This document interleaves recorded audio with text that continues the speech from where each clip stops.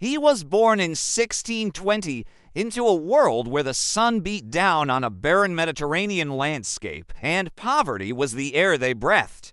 His family were farmers, but the land was unforgiving. Bread was a luxury, and the gnawing ache of hunger was a constant companion. His father, crushed by debt, watched his family teeter on the very edge of starvation. It was a life of struggle, where every sunrise was a question of survival. In the midst of this despair, the boy found an escape. He would sing. His voice, pure and clear, would rise above the sounds of hunger and chaos, a fragile melody in a harsh world. When he sang by the village well, farmers would stop their work and travelers would pause their journey, captivated. One day, a priest and a man from the king's court heard his angelic song. They saw not a starving child, but an opportunity. They approached his father, a handful of silver coins glinting in the sun. "Your son is special," they said. For a father drowning in debt, the choice was impossible and yet inevitable. The coins were a lifeline. The boy was sold. He was taken from his village, his heart a confusing mix of fear and excitement. He was going to the palace. He imagined a life of purpose, serving God with his voice, performing for the king and queen. He pictured returning home one day, a hero, bringing pride and honor to his family. The carriage rattled on, carrying him towards a future he believed would be glorious. He was told he was chosen, destined for greatness. He had no idea that the path to this supposed glory was paved with unimaginable horror. He was just a boy, dreaming of a better life, unaware that his voice, his greatest gift, would become his greatest curse. The palace was not a sanctuary, it was a gilded cage. The promise of glory was a lie. He was led into a dark, cold room with two other boys. What happened next was a blur of terror and agony, the glint of a knife in the candlelight.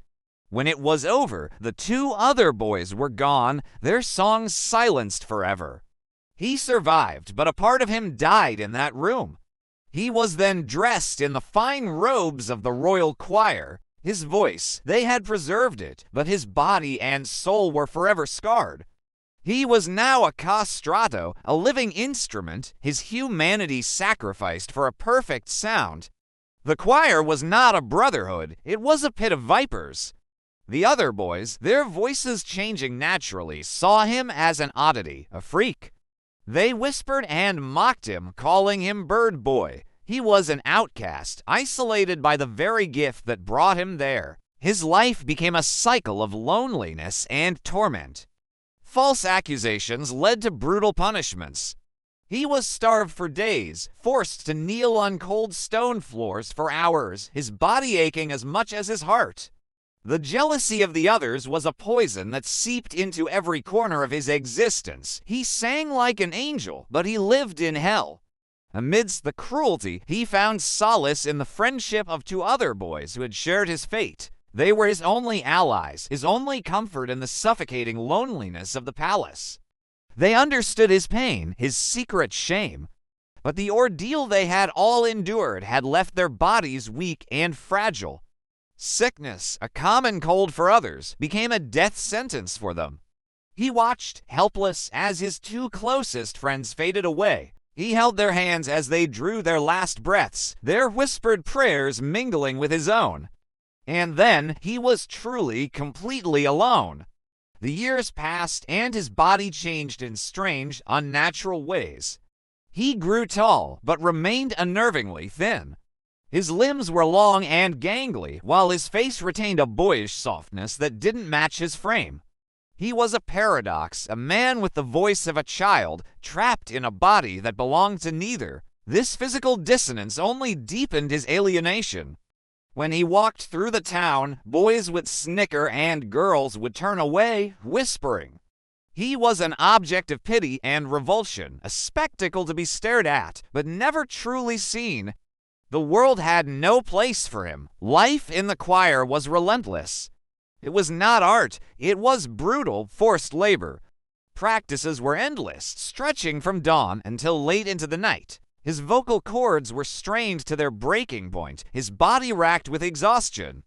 He was forced to perform at lavish parties for nobles who saw him as nothing more than a novelty, an amusing diversion. If his voice wavered, if a single note was imperfect, the punishment was swift and severe. His beautiful gift, the one thing that had set him apart, had become a source of constant pain and pressure. He was a singing machine, and his only value lay in the perfection of his performance. At the first opportunity, he fled the palace and made the long journey back to his village, clinging to a desperate hope of acceptance. He found his home, but the reunion was not what he had dreamed of. His father, seeing this strange, tall man with the unchanged face, turned him away. He was a source of shame, a reminder of a desperate bargain. His mother wept, but was powerless. Rejected by the family he had hoped to save, he was cast out once more. He tried to find work as a servant, but his unique appearance and high voice made him a target. Nobles mocked him, and other servants treated him with suspicion and cruelty. Society had no place for a man like him. His small savings quickly ran out. He drifted from town to town, a ghost haunting the edges of society. He slept in barns, the scratch of straw his only blanket, the lowing of cattle his only lullaby. He competed with stray dogs for scraps of food thrown out from taverns. Farmers, blacksmiths, and townspeople saw him not as a person, but as a vagrant, a freak. They laughed at his strange appearance and high-pitched voice, throwing stones and insults with equal carelessness. The constant exposure to the elements took its toll. A persistent cough settled in his chest, and his once heavenly voice grew weak and raspy. His health deteriorated, and the world, which had once marveled at his song, now turned its back on his suffering. One cold evening, his body finally gave out. He collapsed on the muddy street outside a noisy tavern, the sounds of laughter and music a cruel backdrop to his final moments. People walked past, glancing down at the strange, skeletal figure, but no one stopped to help. He died as he had lived for so long, alone. His body was unceremoniously thrown into a pauper's pit, an unmarked grave for the forgotten. The boy with the voice of an angel, the one they called chosen, was silenced forever. His legacy, once sung in the grandest halls of the kingdom, was erased, his name and his song lost to the unforgiving march of time. This story is a stark reminder of how easily talent can be exploited and how cruelty can hide behind the pursuit of perfection. Thank you for watching. If stories from the past resonate with you, please consider subscribing to the channel for more. Your support means the world.